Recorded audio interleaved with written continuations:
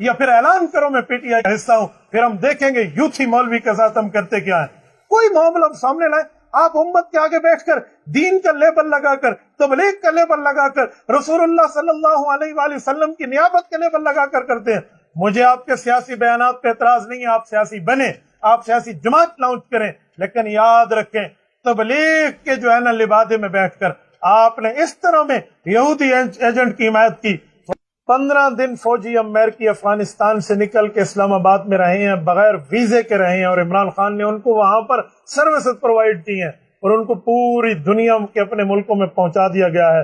اس وقت آپ کی دعائیں کہاں گئی تھیں؟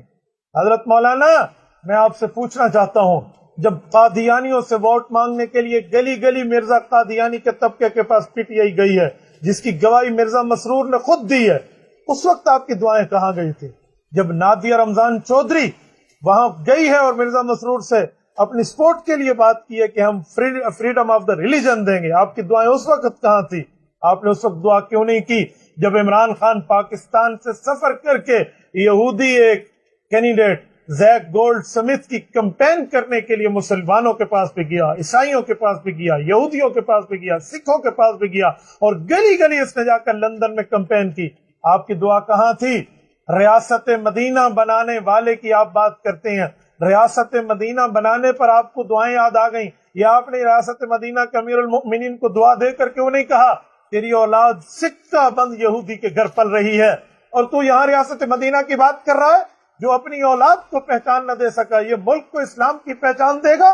مولانا آپ کی دعائیں اس وقت کہاں گئی تھی جب ٹورنٹو میں کینیڈا کی سٹی میں بیٹھ کر قادیانیوں کے سالانہ اجتماع نے وہاں پر قرارداد پیش کی کہ عمران خان صاحب جو آپ نے ہم سے معاہدے کیے تھے اس کو پورا کرنے کا وقت آیا ہے؟ آپ کی دعا اس وقت کہاں گئی تھی؟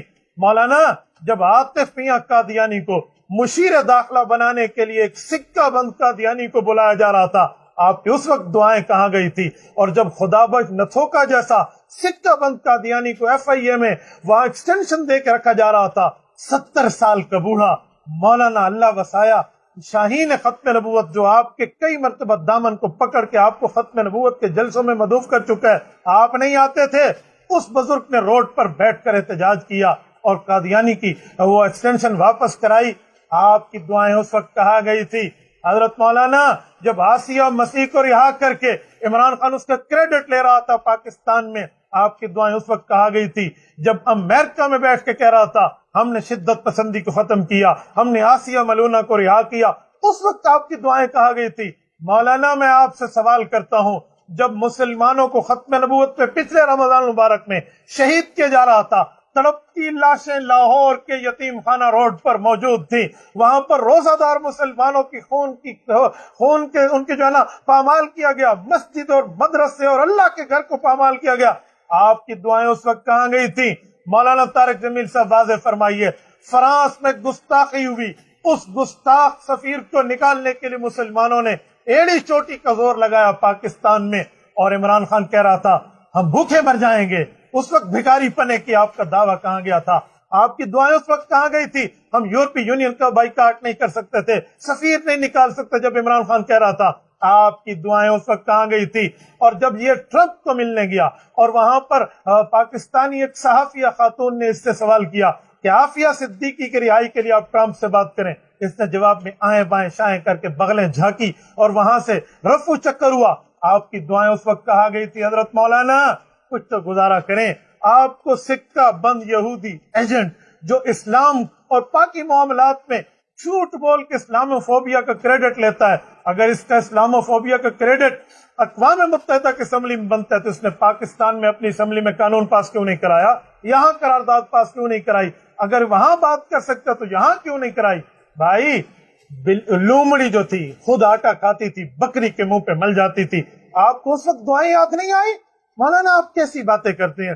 کن معاملات پہ آپ بیٹھے ہیں؟ اسی نیازی نے کہا تھا مجھے 20% داڑھی والوں پر شک ہے اور 80% تو ہیں ہی داڑھی والے غلط۔ آپ کی دعائیں مولانا اس وقت کہاں گئی تھی جب اس نے صحابہ کرام کے مال غنیمت کو لوٹ مار کہا؟